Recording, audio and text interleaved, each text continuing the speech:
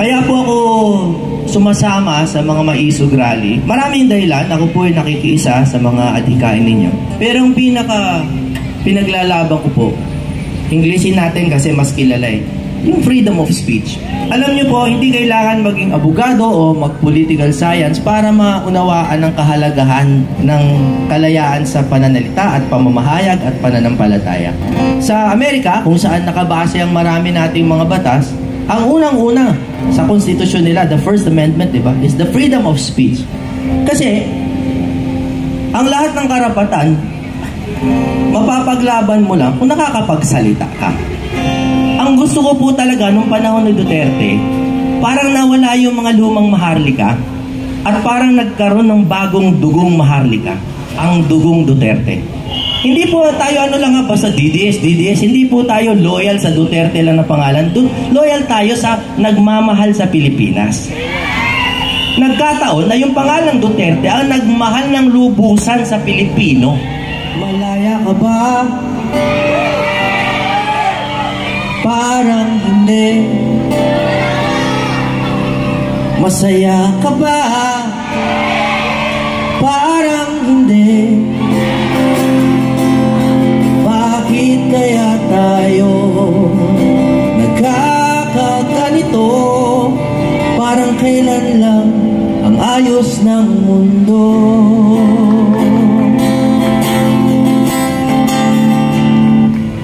Nabudol ka ba? Di ko alam. Natuto ka ba? Sana naman. Bakit kaya tayo nagkakaganito? Parang kailan lang Duterte ang Pangulo.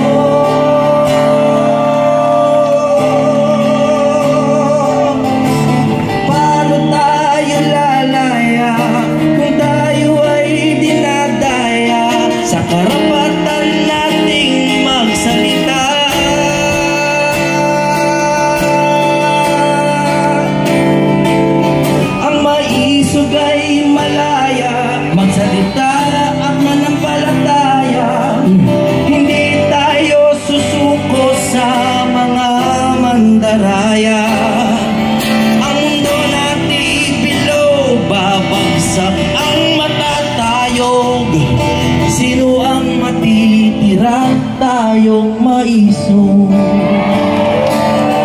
Sino ang matitira tayong maisog? Sino ang matitira?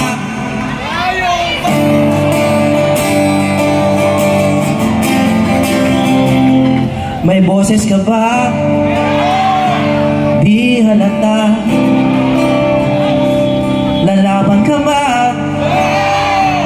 Magsalita.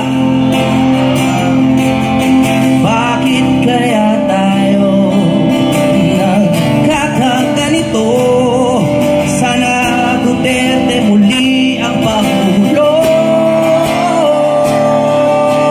Paano tayo lalaya kung tayo ay dinadaya sa karapatan nating magsalita?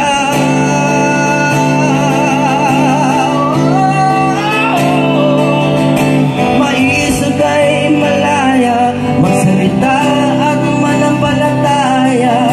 Hindi tayo susuko sa mga mandaraya. Ang mundo natin bilog, babagsak ang matatayog. Sino ang matitira tayong maisog? Sino ang matitira tayong maisog? Magandang hapon po sa inyong lahat. Ako po si Jimmy Bondok. Matagal na po tayong nagsasama-sama. Malapit na tayo magkapalit ng mga mukha. Meron po akong awitin na ginawa dun sa huli nating pagtitipon na ang title ay, ang pamagat ay Maharlikang Inday.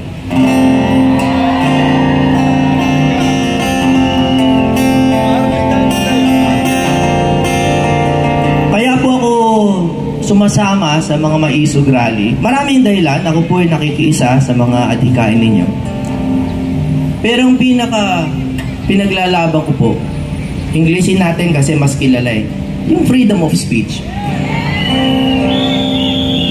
Alam niyo po, hindi kailangan maging abogado o mag-political science para maunawaan ang kahalagahan ng kalayaan sa pananalita at pamamahayag at pananampalataya.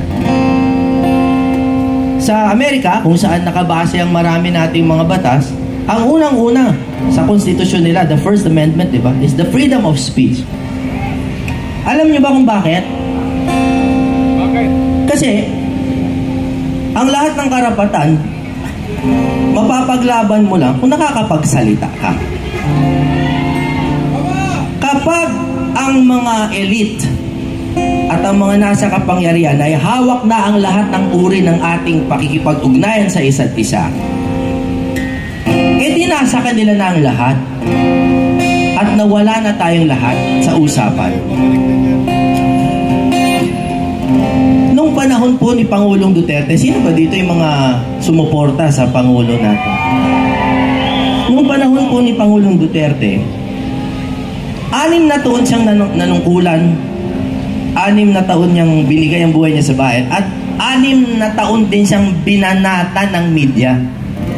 6 na taon, sunod-sunod, di ba? Tumigil ba yung banat sa kanya? Hindi, di ba? May sinara ba siya dun sa bukod dun sa mga hindi sumusunod sa prangkisa? Alam naman natin yung mga kwento na yon. Pero meron ba siyang mga pinagbawalan magsalita? Meron ba siyang pinagbawalan pumasok sa Malacanang? Hindi. Lahat pwede magreklamo. Sa katunayan, pati ibang bayan nakikireklamo na. Pero pagkatapos ng kanyang panunungkulan, nakita natin kung gaano ang laki ng ginanda ng ating bayan. Nasaan po ngayon ang bunga nung 6 na taon na yun? Sa totoo lang, hindi po ako mahilig mang-away, pero parang nabawasan. Parang nabawasan. Ang gusto ko po talaga nung panahon ni Duterte, parang nawala yung mga lumang maharlika at parang nagkaroon ng bagong dugong maharlika, ang dugong Duterte. Hindi ba? Hindi po tayo basta DDS, hindi po tayo loyal sa Duterte lang na pangalan. Loyal tayo sa nagmamahal sa Pilipinas. Nagkataon na yung pangalan Duterte ang nagmahal ng lubusan sa Pilipino.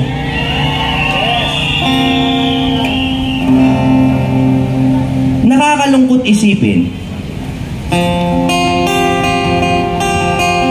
na bumalik ang lumang maharlika. Kaya eto po, sariwain natin yung panahon na punong-puno tayo ng pag-asa na parang meron ng bagong maharlikang dugo.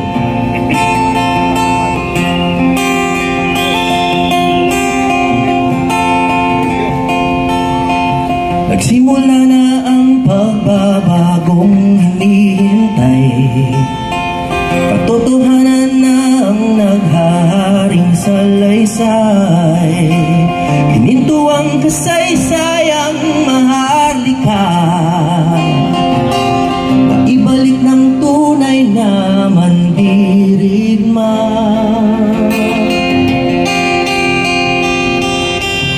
Bagong dugong dumadaloy sa bayan, walang bahid ng luma na kaharian. Mayroong pangako sa iyong dugong bughaw, walang ibang magtutulay kundi ikaw. Maharlika inday, ikaw ang may tagay, ikaw lang ang tulay. Maharlika inday, lahat sumisigaw, bagong dugang bughaw. Mula sa agila, ngayon ikaw.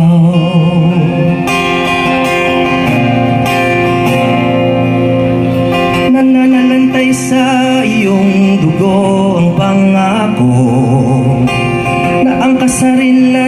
dati hindi ilalako.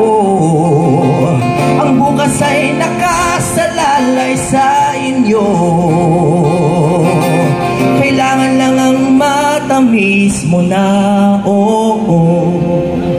Maharlika, Inday, ikaw ang may taglay, ikaw lang ang tulay.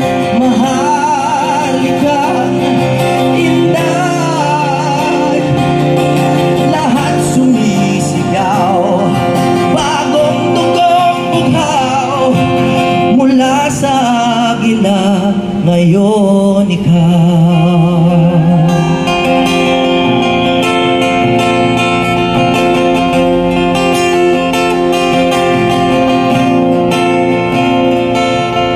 Mahal ka, Inday,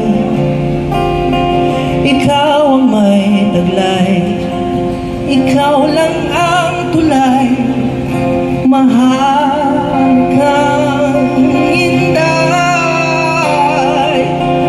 lahat sumisigaw, bagong dugong bughaw, mula sa agila, ngayon ikaw. Maraming salamat po. Sana naunawaan niyo yung awitin.